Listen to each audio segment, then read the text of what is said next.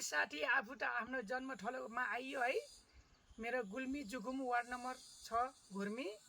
म चाहिँ अहिले यसो पात बजाउने, पहिला गोरु बाह्र चराउँदा चाहिँ बाँसुलीहरू बजाउने, पात बजाउने गरिन्थ्यो।